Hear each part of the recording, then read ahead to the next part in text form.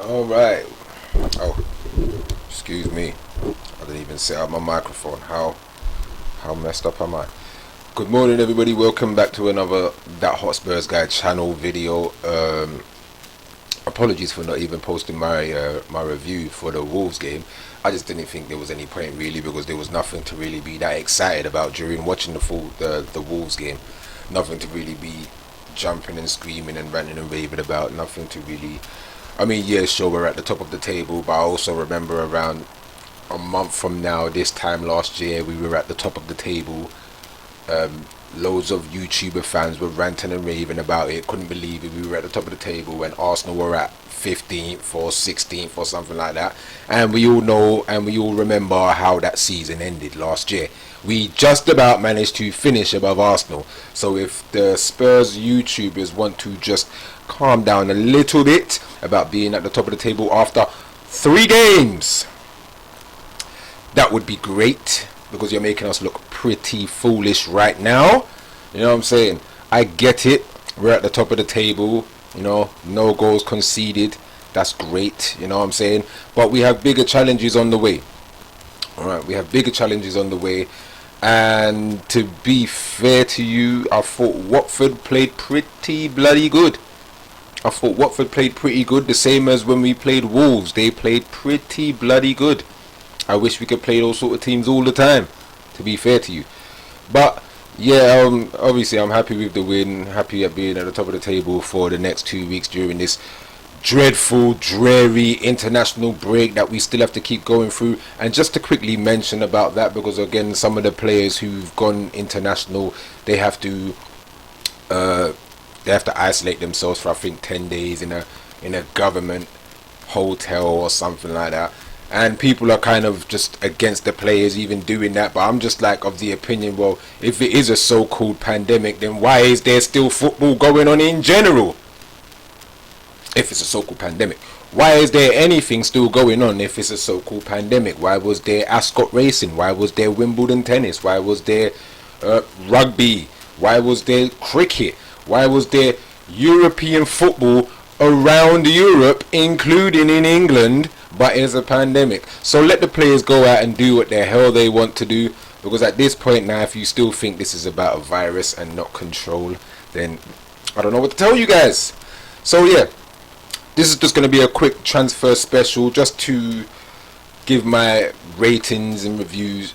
Yeah, my ratings on what I think of this transfer window. Because I think I'd give this transfer window, I'd give it a 6.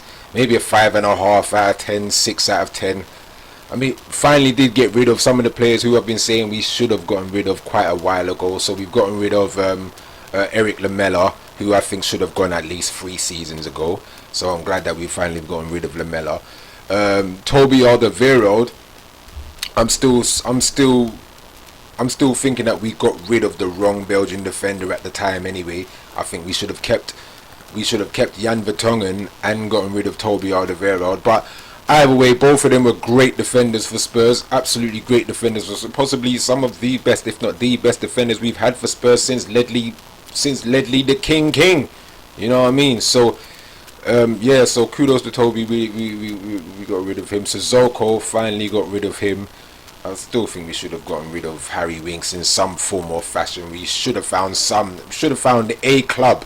There must have been a club that wanted Harry Winks. I think we were trying to offload him to Leeds, but we wanted to offload him on a loan deal.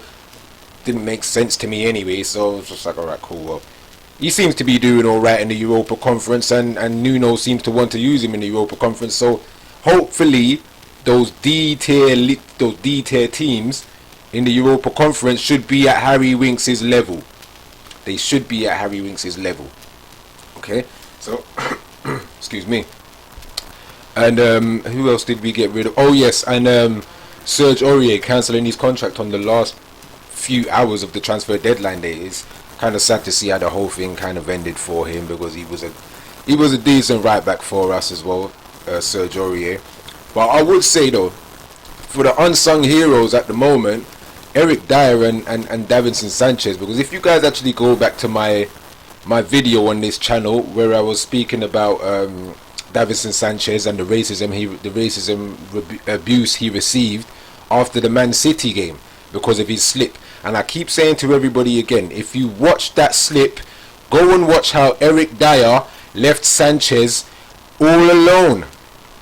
Just go and watch that. Go and watch that goal again, and just see how Eric Dyer had left Davinson Sanchez pretty much all alone and left him to deal with it. You know what I'm saying?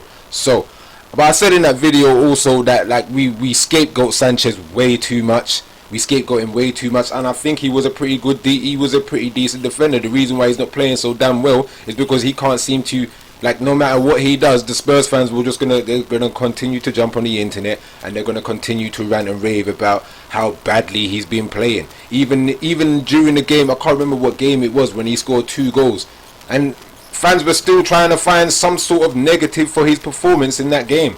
You know what I mean? So he just can't seem to catch a break. But unsung heroes, Davinson Sanchez and Eric Dyer, they've really turned their performance around. I can't lie to you. Maybe it's the Nuno effect. I think the best signing that we have made this summer, actually, to be fair to you, is Nuno Gomez. I can't lie to you. I think Nuno Gomez is the best signing that we've actually made this summer. Like, because at the time, I wasn't even really too fussed about Nuno Gomez. I was kind of thinking to myself, like, well, how come we wasn't really trying to go for Nuno 30 days before we reached 70 days, like, you know what I mean? How come we wasn't trying then, you know? But I think Nuno Gomez has been a good signing for us. It seems like he's going to get some of the players to start performing. I'm not sure what's going to happen with Tanguy and Ndombele, because that guy needs to really sort himself out now. He's been there for 3 seasons. He's gone through 3 managers, and he still can't seem to find any form. Like, it's got nothing to do with the managers now. It's all down to this player. And I think we even heard from his previous manager before we even bought him, talking about how he's a great player, he has great talent, he has untapped talent. It's just his training and his performance. He doesn't put in the effort. He doesn't put it in. You know what I mean? So I'd give our transfer 6 out of 10, because once again we're going to be relying on one striker, which is Harry Kane, a striker who didn't want to be here this season. So we're going to rely on a striker who didn't want to be here this season to score most of our goals again. And again, I'll say to those fans who are pretty much upset with Harry Kane, just remember, if it wasn't for his goals and assists last season, Europa Conference League and finishing above Arsenal just about would have been the least of our problems. So now, once again, I'm still saying we should have kept Vinicius, which is absolutely ridiculous that we let him go. You know what I'm saying? Like, granted, he scored against what the fans would call lower league teams, but like everybody continues to say, which is one of the sayings that continues to irk me as well, you can only beat what's in front of you. You can only beat what's in front of you. And that's what Vinicius was doing. He can only score at what's in front of him, and he was scoring compared to the last few strikers we have bought, Soldado and Jensen, who weren't scoring. And then we finally buy a striker who looks good as a second striker to the Harry Kane that we've got, and he's scoring goals. He's actually scoring goals. He reached double digits. He reached double digits, but we let him go.